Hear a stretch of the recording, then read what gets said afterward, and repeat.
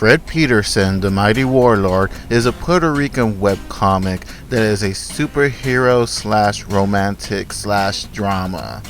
And it's been going on for a little over 10 years now on the internet, but it's actually been going on for much longer than that if you count when I actually created the character. You see, I created the character way back in 8th grade when I was in junior high school. As I had said in other videos before, I was very big into comics when I was little, and it wasn't around until more or less 7th grade that I started reading. Like, I kind of graduated from the kiddie comics like Archie and Garfield and Heathcliff the Cat and all that good stuff, and I kind of evolved into reading like the more darker, more adult, if you will, at least for my age at that time, comics like Batman, Spider-Man, X-Men. And I wasn't really serious into like drawing or writing or anything like that until I met one of my close friends, and he was a comic geek too. He still pretty much is, and we kind of had like a friendly, although not so friendly at time, rivalry at school, especially when it came to like comics and basketball and all that good stuff. You know, yes, kids growing up and that competitive edge that sometimes kids have against each other. Well, the thing is, he would sometimes draw from the comics, of course. He was a huge fan of like Rob Liefeld, Jim Lee, McFarlane. Actually, a lot of those artists that I liked, like especially McFarlane, I was introduced to from him, actually, from the whole image boom when it first came out. So that's pretty much how I eventually started to draw. And as I've mentioned in other videos before and on blogs, that the raid from DC Comics is what made me want to draw comics, pretty much. And so towards like the end of that semester, I used to own a pencil case that, to me, it was like the coolest pencil case in existence, because it had a lot of secret compartments and small things that it was almost like the Swiss Army knife of pencil cases. But the awesome thing that clinched it for me, that made me ask my mom to buy it in a pharmacy, was that there was this awesome illustration of a mech robot on it. And growing up, I was a huge fan of Voltron and Robotech and G-Force, so I had to have that pencil case. And after I got that pencil case, I just started to draw that mech that was on the top of that pencil case. And my friend actually saw it one time, and he saw the drawing that I had made, and he just kind of looked at it and gawked at it. And pretty much, again, with that whole competitive edge that we had against each other, he just kind of looks at me, and I'm paraphrasing here, and he just goes like, "Crap, that really sucks. I can do better." Better? Who's that supposed to be? And I kind of replied in an ironic way, just rolling my eyes, because like he was how he was. I just go, "Oh, he's the peace robot." So of course, since I had drawn that mech and I just named it the peace robot, he designed his own robot and called it the nuclear robot.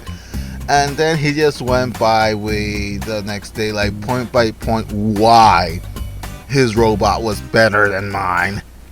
I know, pissing contest, but what can you do? We were like 12 at that time, so that pretty much was like me throwing the gloves down after he did that. So we both created different characters, and that evolved into something that we called the Super War. Yeah, I have to give it like a kind of emphasis because it was a huge part of our childhood growing up, that damned Super War. And we made small stories of fights, and we actually reenacted the fights in the schoolyard. Like literally we would be fighting and choreographing these action scenes in the middle of the schoolyard after school, waiting for his parents to be picked up, to pick him up, and waiting for my bus to arrive to take me back home. So yeah, we were just pretty much two idiots fighting all over the place, pretending to shoot missiles and laser shots and whatever at each other, and of course hand-to-hand combat. But I would usually be on the losing end of those, to be honest, even though I was pretty much a street kid growing up in New York and then moving to Puerto Rico. I didn't really have to do much fighting in Puerto Rico like I did in New York, but one thing is to kind of be like a street fighter in that sense growing up, where pretty much everything and anything went. And my friend at the time, I don't know what level belt he was in martial arts, so that he had that edge, I have to admit. So in any case, back to the point of all this, of course we would do all those reenactments of the wars, and we would like draw these characters and do like these small profiles on them until summer came. So of course, when summer vacation arrived, there was really no clear winner, and we didn't keep in touch much during summer vacation because we lived relatively far away from each other, and it was at a time where we really didn't have like the communications that kids nowadays have, that you can just WhatsApp somebody or just Facebook message someone. Like back then it was pretty much the phone, and if you had a sister or a sibling or parents using it all the time, you didn't really have it that much accessible, aside from the point that, at least to me, I had better things to do than being on the phone, to be honest. Like, I was 12 and I had a very big mind for like creating stuff and doing stuff. As I think I've mentioned before, when I was younger than that, when I was still living in New York, reading the first book of the Chronicles of Narnia, The Lion, the Witch, and the Wardrobe, which is the original way that it was published, not The Magician's Nephew, by the way. I still have a grievance because of that. But anyway, back to the point. That book kind of helped open my imagination and just let it fly and whatnot.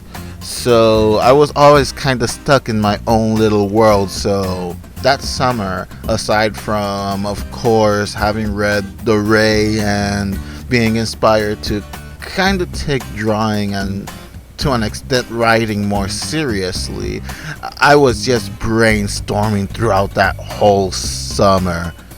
And as I found out when we got back to class, he was too. But during that summer, it was the most I had ever spent drawing and creating characters. Many of it didn't have to do with the Super War and our one-upmanship, but more like finding a new outlet for my creativity. As far as characters related to the mighty Warlord are concerned, the very first character I created from that particular universe was actually Exorcist. And he's a character that was introduced, if I'm not mistaken, at the end of chapter 5 and was a big main character in chapter 6. No, he was briefly introduced at the end of chapter 6, and chapter 7 was like his full-on introduction and has been an important part of the story. And he's been pretty much a pretty important part of book 2 of this webcomic as well. And he was basically a combination of comics I was reading at the time, which was namely Batman, the reboot of the Black Hood when Archie Comics had sold the rights to DC Comics of the Black Hood, and DC Comics had made this new imprint called Impact Comics. And also a villain from the Comet, which was also from part of the Impact comic lines, called the Hangman, I believe was his name. And at that point, he was actually my favorite character I had created. So many stories revolved around him. He was pretty much the first character I made an actual effort to give him a bit of a personality and some backstory and kind of flesh that character out. I created other characters here and there, but they really didn't reflect upon Warlord really. And then summer vacation ended, and of course the first thing my friend and I do is like we run into each other, and I don't think we even said hi or shook our hands or clapped our hands or something or high-fived. We were just like literally like go into the class, go into the front schoolyard, the front yard or whatever it's called, stare at each other, take out our notebooks like if we were drawing guns in the Wild West, and just show each other what we were doing over the summer. It was pretty much like, check this out.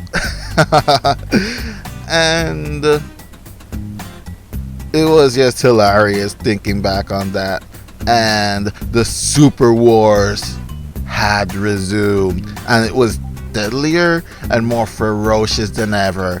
And this time we had an entire school year ahead of us to do this thing. And that led on to me creating more characters as this war continued, and the next characters that I created that dealt directly with the mighty Warlord universe are brothers John and Jeff Gardner, which are Rising Star and Falling Star in the webcomic, that are part of the team Danger Zone. And John is one of Fred's closest friends, and of course he has the secret crush on Cheryl, which is Fred's girlfriend in the first story arc of the webcomic. And it's made pretty obvious throughout the story that he's always had this crush and this forbidden love of this girl.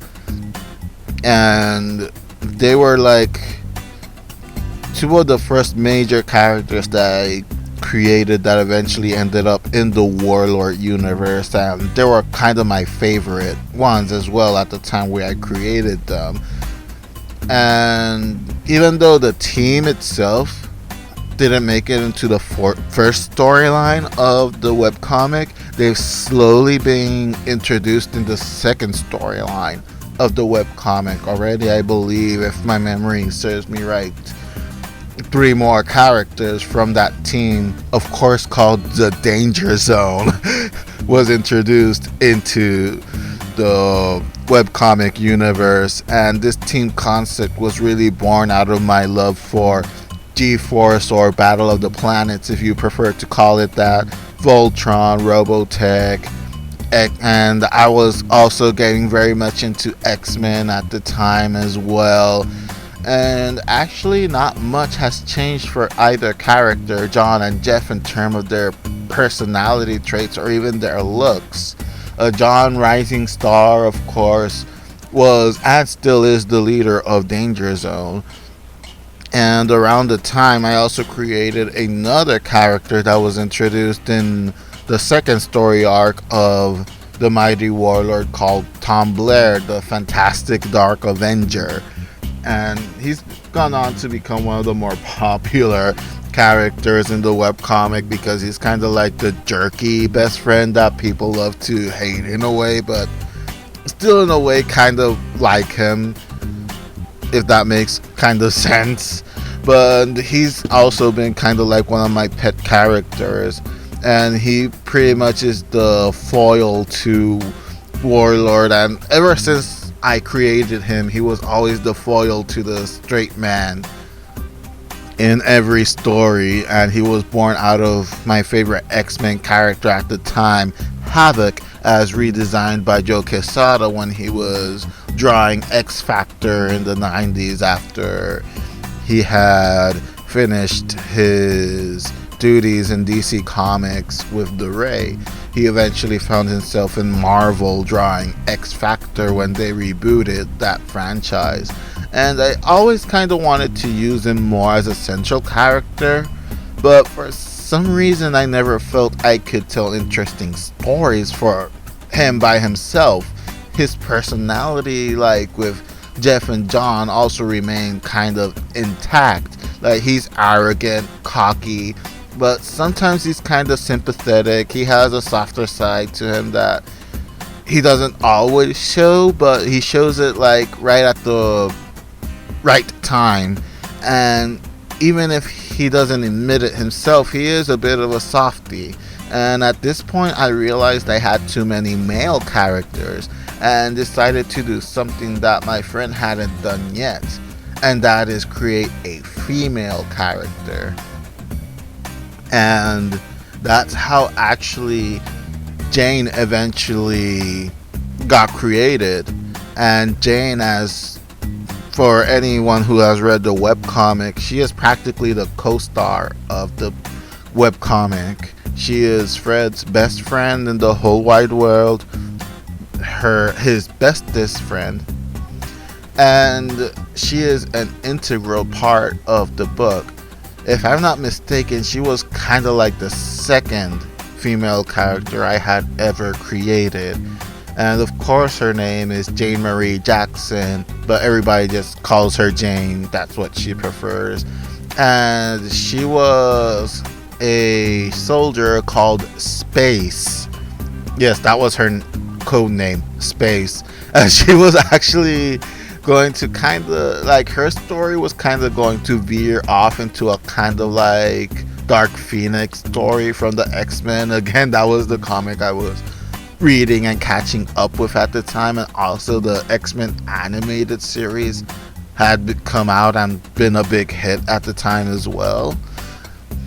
So pretty much she was kind of like my mix of Mary Jane Watson and Jean Grey, so to speak. And eventually her story tied into Warlord's story as well in the original Super War. So after creating those characters first, eventually, finally, I created the man of the hour himself, Fred Peterson, the mighty Warlord.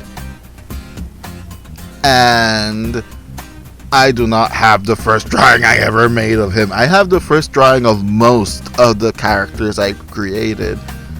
But unfortunately enough, there was one time that my mother entered my room when I was in high school, and she decided randomly for some reason to tidy up my room a little more while I wasn't at home at that moment. I was in school, and she pretty much moved everything around, threw quite a few stuff out, and when I got home that day, it was like one of the darkest days in high school life, because not only did she accidentally throw away the notebook where I had the original illustration of the mighty Warlord, but she also threw away a couple of drawings that were actual homework for the next day for school, because even back then I would always like to do homework if I knew it was going to be for a certain day in advance. I would just do it a few days before I had to hand it in, so I could concentrate either on other homework or just concentrate on my fun, which was creating these characters now. So That was a very long night because I had to do like 4 drawings overnight for the next day for class. And needless to say, my mom she never cleaned my room again after that. It was, hindsight is 2020. That's all I can say. But anyway, when I first drew the Mighty Warlord, I was inspired by this ad that I saw at the back of issue 1 of RoboCop vs. Terminator, written by Frank Miller and drawn by Walter Simonson. And there was this ad for a Terminator comic that I really liked the pose. And I was just kind of like brainstorming, drawing, trying to do that pose. And then I just thought to myself, like, what if he had like Deathstroke the Terminator's mask on him? Because I was also really getting into Teen Titans and the older Teen Titan comics as well. And then I just thought to myself, what if he was wearing a Masamune Shiro Appleseed type of outfit? And that's pretty much how I came up with Warlord. It was pretty much a mix of Terminator, Deathstroke, and Masamune Shiro's post-apocalyptic punk future. That's pretty much Warlord's concept design right there. And he just immediately became my favorite character that I created at the time. He actually became the favorite character of many of my friends, even my friend that I was having the super war with back then. And even he swallowed his pride at one point, and he was like, okay, I dig this character. And I drew Warlord all the time back then towards the ending of 8th grade. And as I began to flesh out the character more and give him more backstory, our friend and collaborator and my best friend Alfred, he jumped into the fray and he created his own characters to actually fight against both my friend and myself. And then with that, the Super Wars had come to an end. Again, with no real clear winner due to the arrival of the new challenger. And so, the Super Wars was dead. And it gave birth to the Cyber Wars. Dun dun dun dun. As our new challenger arrived for the remainder of the year, the three of us waged war in the distant future from the Super Wars, and we were all deep into the Cyber Wars. But as the school year started winding down and summer vacation once again was looming close, something different happened. Alfred and I were discovering we had a ton of stuff in common and wound up talking more, to the point where when summer vacation came, we actually started brainstorming over the phone, and we would go over stories and characters ideas. And for one story where I finally wrote down the origin of Warlord, that's when I created perhaps the most polarizing character in the first story arc of Warlord, namely Cheryl Smith, Fred's girlfriend. And back then she had the code name also Gravity. And by the way, spoiler alerts, I know it's a little late for that, but I really haven't gotten to like big details yet anyway. But again, spoiler alerts, if you haven't read the webcomic, this Warlord Wednesdays is going to be a bit spoiler-ish. So I created Cheryl during that summer, and I'm going to be honest, like, she was a character that I created then just to kill off, and I didn't have much of a backstory to her. She was just a new member of Danger Zone, and that's it. And there are 4 different variations of Warlord's origin as the years went by, before I actually settled on one solid origin on the webcomic. And in all 4 versions, she dies. And I'm sorry for people that really, really liked Cheryl. Like, it feels like she was the character that probably had the most development in the webcomic, oddly enough.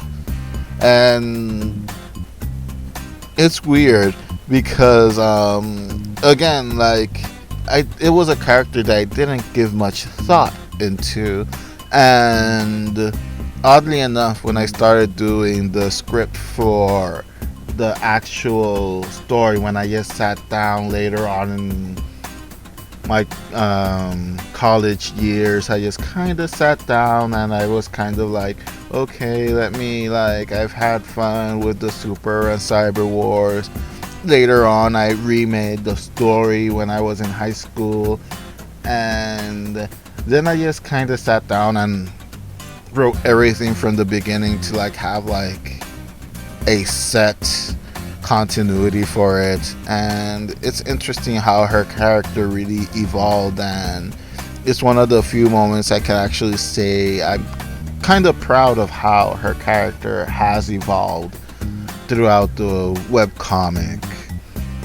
How so many people have so many different emotions towards her. Some people don't know exactly how to feel about her, but in the end they do really end up liking her. Like, she's just, again, you're going to have to read the story, I guess. Like, I don't want to get too spoiler-ish. I mainly want to just give kind of the backstory of how I created these characters and whatnot. And Cheryl, I have to admit, was one of my favorite ones that evolved from all this story. And as a result of the story, we are also introduced to another character that's called Leary Reeves. And she's actually one of my favorite characters. She hasn't been introduced yet in Warlord in the webcomic. She is going to be introduced very soon in this second storyline that I'm currently on in book 2 of Warlord.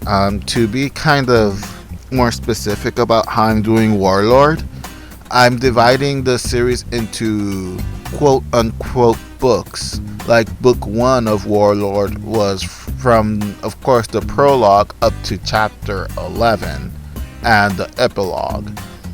And within that book 1, there were 3 storylines. And there were three storylines that, even though they didn't really have much to do with each other, there was one recurrent theme that kind of threaded everything together by the end.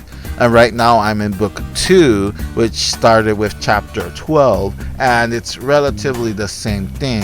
It's going to be 4 storylines that don't really have to do with each other, but there's always stuff going on in the background that kind of weaves and threads all the stories together. And I'm right now on the verge of finishing the 3rd storyline and enter the 4th storyline, which is the final storyline of book 2, and that's where Leary is going to make her appearance in the book, and she's going to become a very important character eventually as well. And I actually have scans. I'm going to put these scans in this video of most of these characters in their first appearances and whatnot. Of course, some of them I edited to not give too much away from the story. But again, she becomes a very important character to the story. Quite a few characters that didn't make it into the webcomic that were created during the Cyber Wars didn't make it into the webcomic. It's unfortunate to an extent, but I probably will spin them off into different stories, kind of like the other webcomic that I have that I've only done 1 chapter of, called Delta Task Force 6 or DTF 6.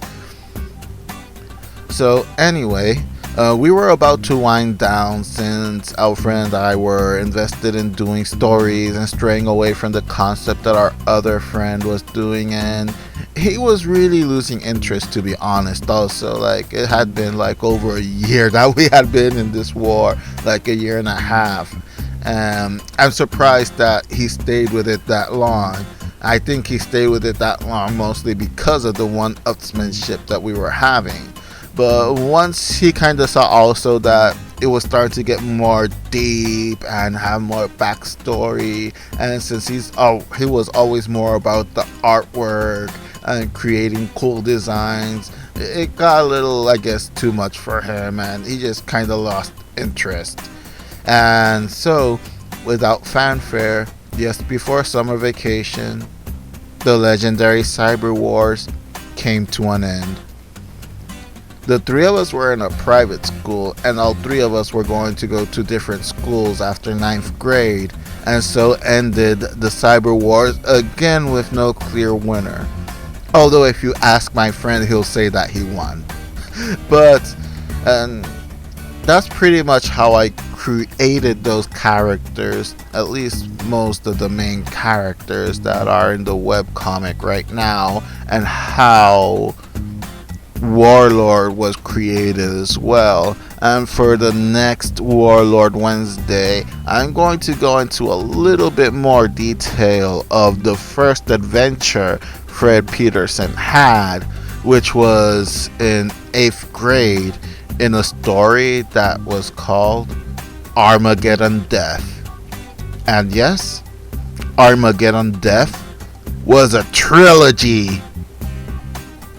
I'll leave you guys with that for now. And thank you all for listening, and catch you all next time.